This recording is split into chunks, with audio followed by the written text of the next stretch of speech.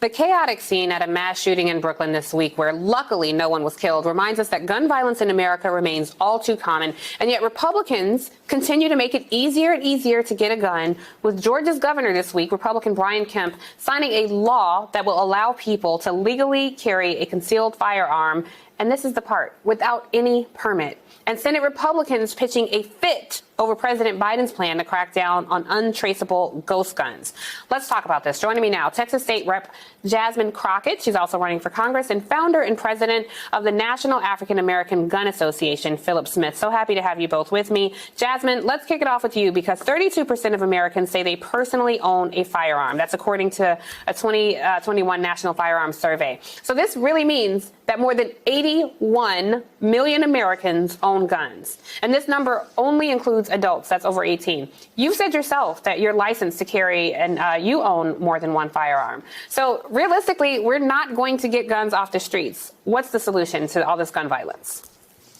No, first of all, it's great to see you. But the reality is that we just need to be smart about this. It's not a matter of somebody being anti-guns or pro-guns. It's about being smart on guns. As you stated, I am licensed to carry. I do own firearms. I live in the state of Texas, and yes, I am a Democrat. But that doesn't mean that we can't say that people should be trained. We have children that are being killed. We saw what happened in St. Louis a few weeks ago with 2 children that were playing with a firearm. We need to make sure that people understand how to use firearms in a very safe manner and how to store those firearms. And they should just be trained in general. Texas passed a similar law. So, of course, Georgia and Florida want to follow Texas on this path where we passed House Bill 1927. And in that particular bill, they specifically said if you were over the age of 21, you did not need any licensing, any training, anything. Just go get your gun and you can carry it wherever you want to carry it. Wow. Well, I think that was a good point for you to come in, Philip, because you just heard Jasmine lay out who she is. She's changing the face of gun ownership.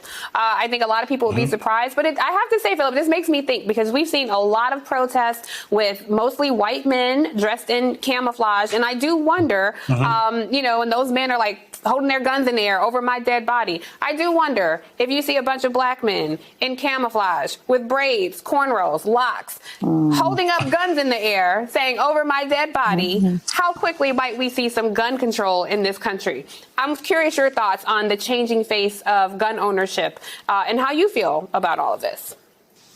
Great. Well, first of all, thanks for having me, and also nice to meet the young lady on the other side of the screen here. To address that, the world is changing, and the U.S. is changing with that. The face of gun ownership is changing at lightning speed. Black folks in numbers, huge numbers, have joined the gun ownership family. We have over 4 million African Americans that have purchased guns in the last 2.5 years, pre-COVID and post-COVID. So the world is changing very, very quickly. You can't, I think, look at gun ownership in one particular vein. It's very multiracial. It's very mixed in terms of gender, and I think that's a good thing. It is a good thing. And I'm curious, with your specific organization, are people joining and learning about guns and learning how to use guns for sports, for hunting, or particularly when it comes to black gun ownership, is it for safety, for self-protection? That's a great question. We're not monolithic. Black folks across this country are buying guns for different reasons. Some folks want to competitively shoot. Some folks want to have a self-defense strategy at home in terms of having a gun by their bedside. It just depends. Some folks want to conceal carry when they leave their house. We're not monolithic, and we are very, very intuitive in terms of what we want long-term as it relates to firearms. And I just want to address, I think, a larger question. Because you have a gun, sometimes there's this, this subtle nab or nab at some folks that when you have a gun, you're in some way a little more aggressive, you're a little more looking to have a fight. We are not. African Americans, we're buying firearms because we want to protect ourselves. We want to protect our families. We want to protect our loved ones. And I think that's a very good thing.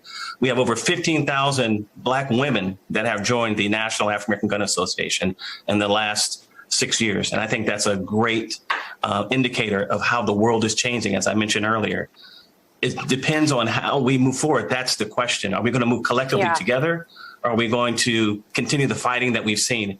In our organization, the National African American Gun Association, we take things a little differently. We have a saying, we agree to disagree, but not disconnect. That means if Jasmine and I are having a conversation, I'm obligated to listen to her perspective. I may not agree with everything, and in turn, she's going to listen to my perspective. That's how you make ground. That's how you make some headway instead of just sitting on both sides of the aisle, just throwing things at each other.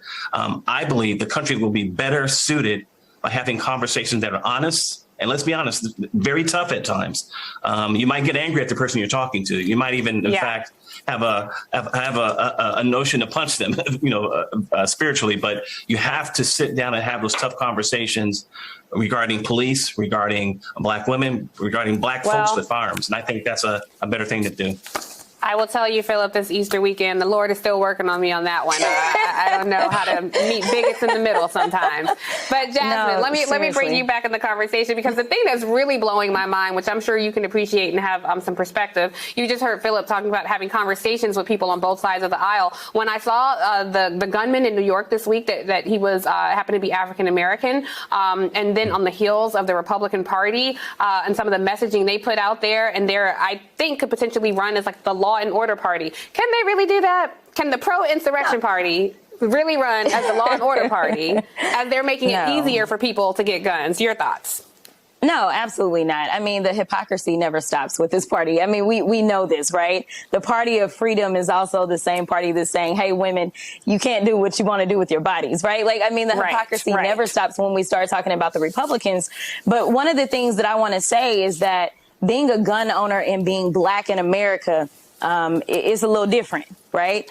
Because the face of gun ownership and the face of pro-gun ownership is the NRA. We saw what happened to Philando Castile, right? Absolutely. We saw what happened. And so we know that it's still a little different when we carry. And honestly, every time someone sees us, especially in a state like Georgia or in Texas, if they see us not even with a gun, I mean, when we were listening in before you got to us, we were talking about somebody that didn't have a gun and they lost their lives. And so this is the problem that I have. It's a matter of, we say that we want these laws, but these laws really only apply for a certain group of people. And so until we start to be real about what it is that we're trying to do, then I think we're going to continue to have issues, because as stated, I'm not anti-guns. But I don't understand what the problem is with red flag laws, right? Why can't we do background checks that are more thorough for everyone? It's a matter of safety, because as stated, I carry because I want to be safe. But I don't want all these other people out here that are doing things like what we saw in New York. Absolutely. Well, I do not know how to use a gun, so I might have to make my way to Texas or spend some time with Philip to figure it all out. I know who to run to. When the war breaks out, I'm coming to one of your houses. So thank you so much to Rep. Jasmine Crockett and Philip Smith for being here for this very interesting conversation. We'll have to revisit it.